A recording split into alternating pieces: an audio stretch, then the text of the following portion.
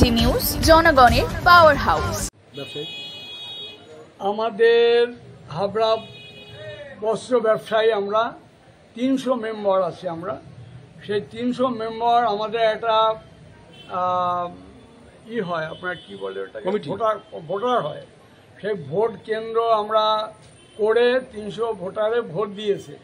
দেওয়ার পরে আমাদের 21 জন লোক ওখান থেকে আমাদের বেসে চলে আসছে। 21 জনের একটা কমিটি হয়, সেই কমিটিতে আমাকে সভাপতি বানিয়েছে এবং আমি সকলকে নিয়ে 21 জনকে নিয়ে আমি আবার বার্তা দিছি যে তোমাদের নিয়ে আমি অন্তত 5 বছর যাতে থাকতে পারি বা 3 বছর, সেই প্ল্যান করে সুন্দরভাবে সুস্থভাবে কমিটিটাকে চলবে, সেটা তোমার ডিসিশন নাও। এবং 15ই আগস্টে আমাদের সেই কমিটি 21 জন নিয়ে আমরা পতাকা উড়াবো এবং আমরা ভারত মাতাকে আমরা জয় করব। এই অনুষ্ঠানটা কোথায় হবে? এটা হবে আমাদের 1 নম্বর গলি হরিকালী মন্দির, তার দোতলায়। আপনার নাম? আমার নাম স্বপন কুমার রায়।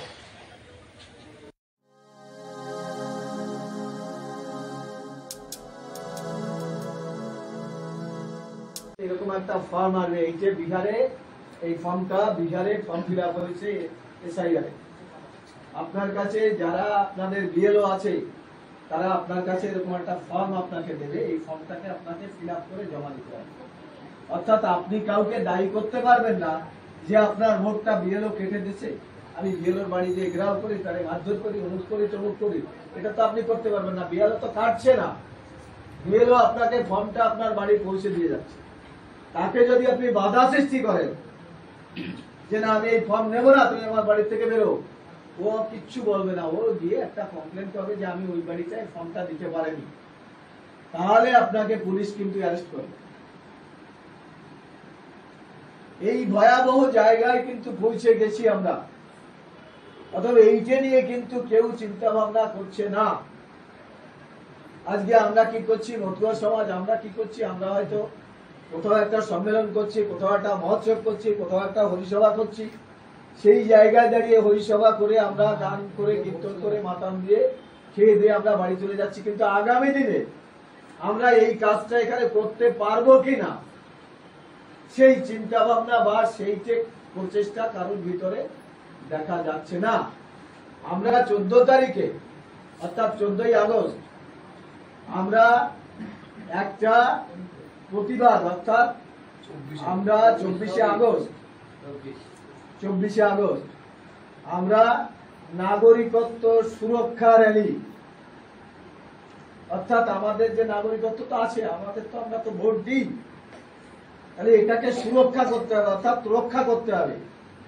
এর জন্য গুরুচাঁদ ঠাকুর পদ্মবিলে যে কাজে করেছিল ঢাল সড়কি নিয়ে, সেই প্রতীকী ঢাল সড়কি নিয়ে আমরা হাবড়া 2 নম্বর গেট থেকে আমরা একটা র্যালি রেখেছি জয়গাছি পর্যন্ত।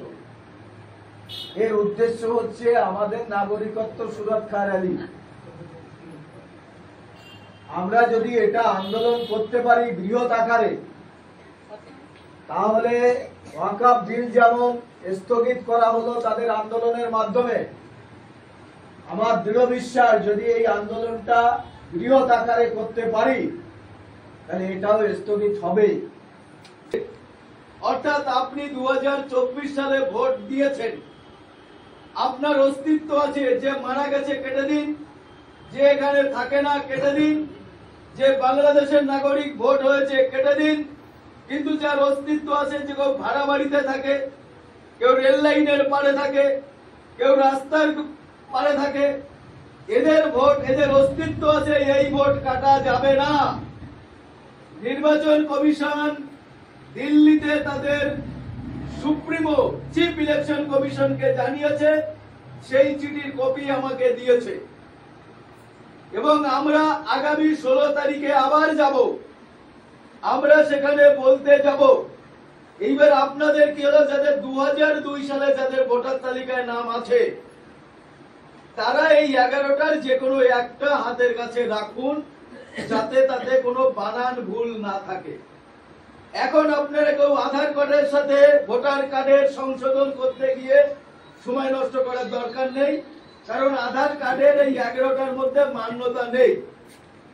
আপনারা যারা এখানে এক দাদা বলছে যে ঠাকুরনগরে যাব মতুয়া কার্ড আনতে, এই 11টার মধ্যে মতুয়া কার্ড নেই, এই 11টার মধ্যে হিন্দু কার্ড নেই, এই 11টার মধ্যে কাস্ট সার্টিফিকেট আছে, এই 11টার মধ্যে পাসপোর্ট আছে, এই 11টার মধ্যে জন্ম সার্টিফিকেট আছে, এই 11টার মধ্যে পেনশন হোল্ডারের সার্টিফিকেট আছে।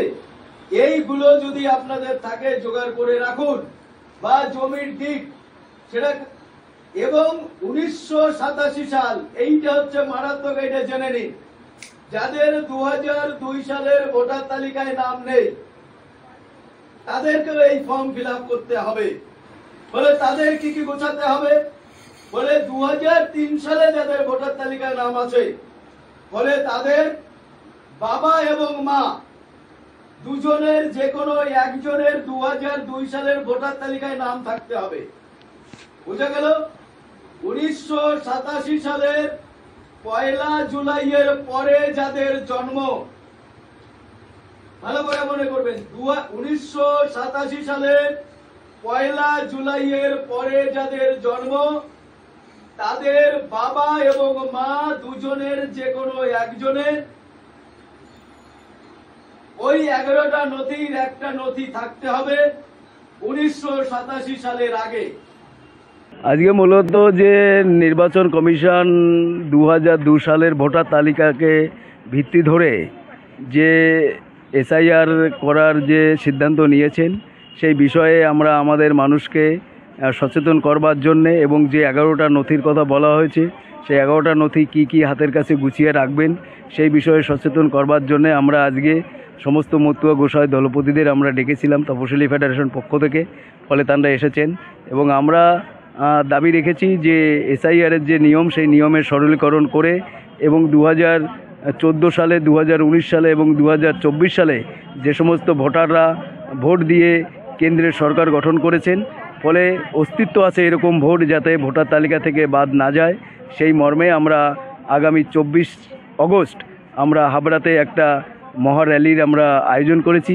সেই র্যালিতে যাতে বেশি বেশি করে লোক যায় সেই বিষয়ে আজকে আমরা এখানে আলোচনার জন্য প্রস্তুতি সভা হিসেবে আমরা আমাদের সমাজের মানুষকে ডেকেছি। এখানে আমাদের কুমড়া অঞ্চলের সমস্ত এলাকা থেকে আমাদের সমাজের গুণী মানুষেরা, দলপতি, গোসাই, পাগল এবং বিশিষ্ট জনেরা উপস্থিত ছিলেন। আচ্ছা, 24 আগস্ট যে অনুষ্ঠানটা করবেন, কোথা থেকে কোন অবধি আপনারা র্যালি? 24 আগস্ট আমরা হাবড়া 2 নম্বর রেলগেট থেকে আমরা জয়গাছি মোড় পর্যন্ত আমাদের এই নাগরিকত্ব সুরক্ষা র্যালি হবে এবং ওখান থেকে আমরা ফিরে এসে হাবড়া থানার সামনে ওখানে জমায়েত হয়ে একটা ডেলিগেট আমরা মহামান্য হাবড়া আইসি সাহেবের মাধ্যমে আমরা পশ্চিমবাংলার মাননীয় মুখ্য নির্বাচনী আধিকারিক মহাশয়ের কাছে আমাদের স্মারকলিপি আমরা প্রদান করব। আমার নাম মৃত্যুঞ্জয় মল্লিক, আমি সর্বভারতীয় সভাপতি শিডিউল কাস্ট ফেডারেশন।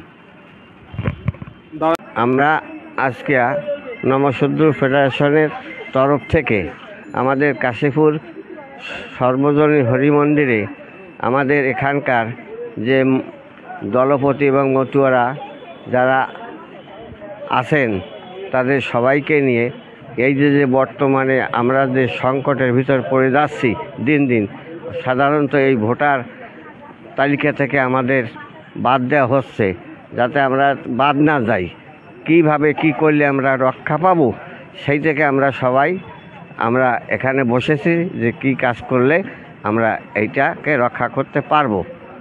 সাধারণ সভা হলো? হ্যাঁ, সাধারণ সভা হলো। কি চাইছেন আপনারা? আমরা চাইছি আমাদের উপর এই ভোটার নিয়ে যেন কোনো রকম কারচুপি না করতে পারে, এই সেইটা যাতে ভোটার লিস্টে থাকে এবং সবাই ভোটার অধিকার লাভ করতে পারে, সেইটাই চাচ্ছি। আপনার নাম? আমার নাম রমণী বল।